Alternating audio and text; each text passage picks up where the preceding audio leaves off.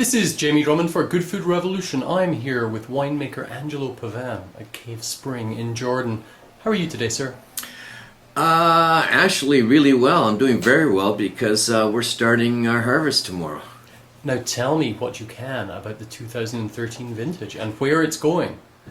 Well, I guess now my assessment probably has changed in the last couple of days. We always knew it was going to be a good vintage. We had quite a bit of rain earlier on in the season. For those who remember the wet spring and also June there. But then, things dried off. And I thought that we'd probably be starting around September the 20th, around there for Pinot Noir. We did last week some Chardonnay for sparkling, but that's always a week or two earlier. But surprise, surprise, we're starting tomorrow. We just did some field samples. Even though we had some rain on the weekend this past Saturday, we're at one of our blocks, it's a younger block, 21.8 bricks. It's almost 13% alcohol. So we're going to be going, starting tomorrow, non-stop to bring the Pinot and try to get it all in this week. And so it's going to be an earlier harvest than I thought. I mean, I really haven't talked to too many other winemakers or growers, but this is very, very encouraging. What is your phenolic ripeness like right now? Well, you can see now when we're biting into the skins, it was even early last week, as I was tasting grapes, that the skins were softening, actually softening quite a bit, and I was concerned. But holding up, and the seeds now, as you bite into them, are breaking, so they're no longer those green, hard, green, firm seeds. So coming along nicely. And which other varietals are showing promise in 2013? Okay, it depends on who has done their work in the vineyards, okay? Because there's no question there's going to be a big crop out there. Similar to 2011. As a Pinot Noir starting so early, very promising. Chardonnay is just gorgeous. Oh my good. God. Beautiful bunches, golden, lots of flavor developing in the Chardonnay. With the later season varieties, we've done quite a bit of thinning in our Bordeaux varieties, substantially. And I have almost high expectations for the Cabernet Franc.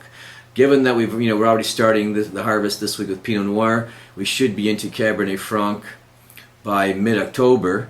And again, good phenol ripeness hopefully by then, and a good vintage for those varieties. From this early point in the vintage, can you see yourself making any of your more special bottlings this year? Yes, especially with CSV Riesling. Our flagship wines, signature wines, are the CSV Riesling and the Chardonnay. No question with Chard.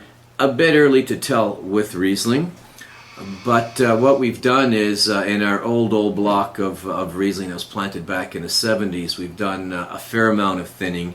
It's coming along beautifully. There's flavor development there now, and I'm looking for, actually this year in 2013, probably even higher sugars, I shouldn't say more ripeness, but higher sugars than in 2012, which was a very warm year, and we had to go in and pick early to retain acidity and preserve aromatics. So Angelo, what's exciting you with regards to releases right now? What exciting things do you have up your sleeve at Cave Spring?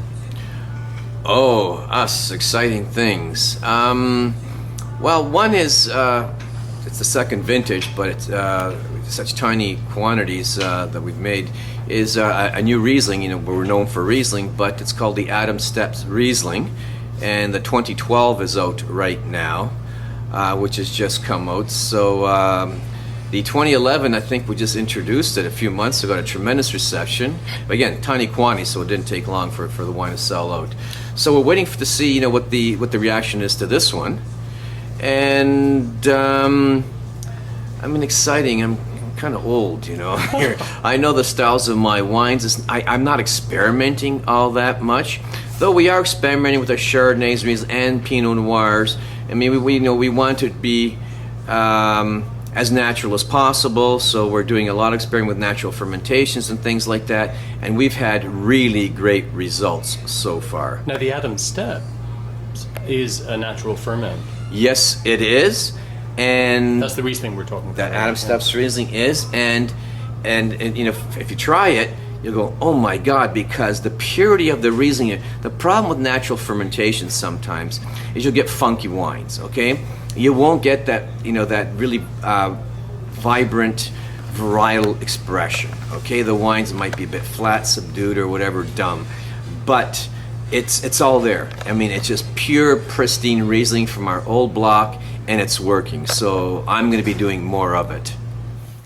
Now, you seem very, very optimistic about the 2013 vintage. What have been the biggest challenges? Okay, very big challenges in the growing season of 2013. I just mentioned earlier on the rain we had, the precipitation. So lots of rain, lots of humidity, even in the past couple of weeks. So the growers were not diligent in the vineyards. There's disease there. There's no question. You'll find powdery mildew, downy mildew. For those who have made the investment in the vineyards this summer, you know, being very diligent on the trellis and the leaf pulling and stuff like that, the rewards will come now at harvest time. Because, you know, there's that saying, and I use it quite a bit, I say it quite a bit, you can't make wine in the winery. It has to be done in the vineyards. When it gets here, what does a winemaker do? He just looks at it, basically, you know, and if you have to intervene, it's too late. So the investment has to be made in the vineyard. That's where it's done.